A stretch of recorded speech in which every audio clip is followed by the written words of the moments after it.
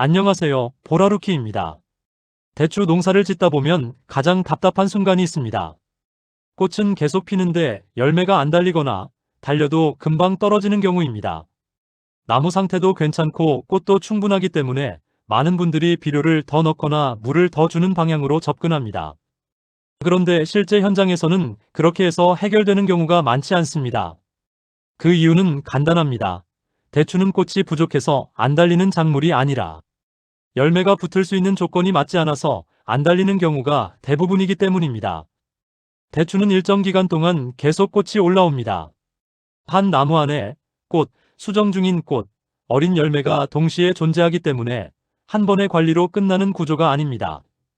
조건이 유지되지 않으면 꽃은 계속 피지만 착과는 이어지지 않습니다. 착과가 되기 위해서는 물의 흐름, 뿌리 상태, 그리고 양분이 실제로 사용되는 상태가 동시에 맞아야 합니다. 이 중 하나라도 끊기면 수정이 유지되지 못하고 결국 낙화나 낙과로 이어집니다. 여기서 많은 분들이 놓치는 것이 물입니다.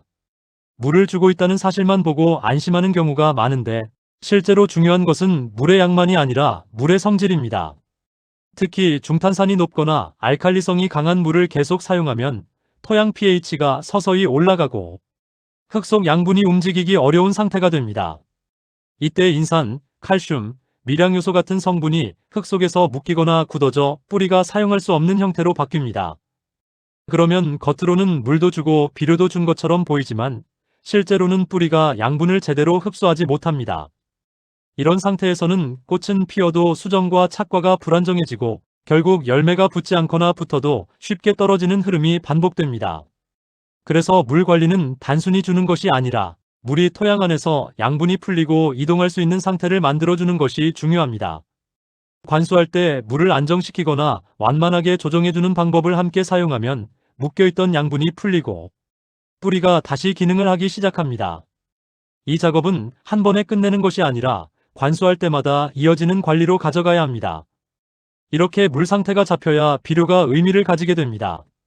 이제 양분 이야기로 넘어가 보겠습니다. 이 시기에 자주 언급되는 것이 인산과 칼슘입니다. 단순히 좋다가 아니라 역할을 이해하셔야 합니다.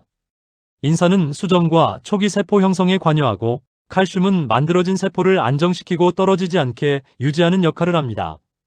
그래서 인산은 붙게 만드는 쪽, 칼슘은 붙은 것을 유지하는 쪽이라고 보시면 이해가 쉽습니다. 그런데 여기서 많은 분들이 한 번에 해결하려고 인산과 칼슘을 같이 넣습니다.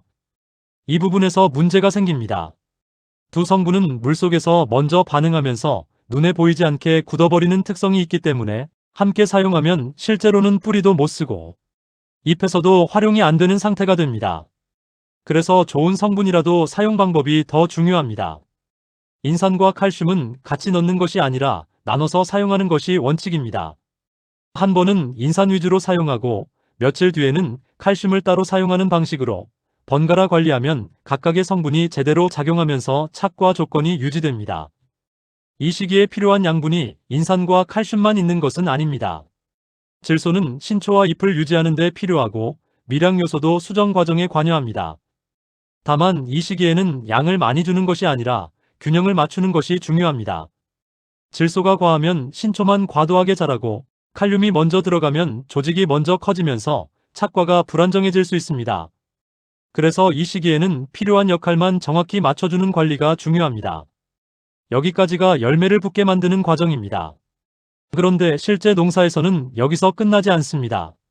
많은 경우 붙는 데까지는 성공했는데 이후 관리가 이어지지 않아 다시 떨어지는 경우가 많습니다. 그래서 대추 착과는 붙이는 단계와 유지하는 단계를 함께 봐야 합니다. 열매가 붙기 시작하면 물 관리가 더 중요해집니다.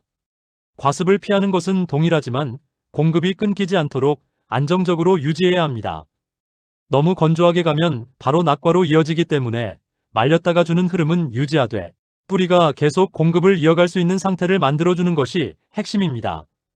양분도 이 시점에서 역할이 바뀝니다. 이제는 세포를 만드는 것보다 붙은 열매를 유지하는 쪽으로 관리가 이동합니다. 칼슘은 계속 필요하고 양분이 실제로 이동할 수 있는 상태를 유지하는 것이 중요합니다. 이때도 한 번에 강하게 주기보다 나눠서 이어가는 방식이 안정적입니다. 그리고 앞에서 말씀드린 것처럼 인산과 칼슘을 섞지 않는 원칙은 그대로 유지해야 합니다. 수질 문제도 여기서 끝나지 않고 계속 영향을 줍니다. 물 상태가 불안정하면 공급은 되고 있어도 이동이 끊기면서 열매가 떨어지거나 크기가 고르지 않게 됩니다. 그래서 관수 시 물 상태를 관리하는 작업은 착과 이후에도 계속 이어져야 합니다. 결국 대추 착과는 한 번 맞추는 농사가 아니라 조건을 끝까지 유지하는 농사입니다. 같은 조건에서도 어떤 밭은 계속 달리고 어떤 밭은 계속 떨어지는 이유는 양의 차이가 아니라 이 조건이 유지되느냐의 차이입니다. 대추 착과는 꽃 문제가 아니라 조건의 문제입니다. 이 조건을 한 번만 제대로 맞춰보시면 꽃이 떨어지는 속도부터 달라지고 붙는 열매수가 달라지는 것을 바로 체감하실 수 있을 겁니다. 도움이 되셨다면 구독과 좋아요, 알람 설정 부탁드립니다. 앞으로도 현장에서 바로 쓰는 정보로 찾아뵙겠습니다. 지금까지 보라루키였습니다.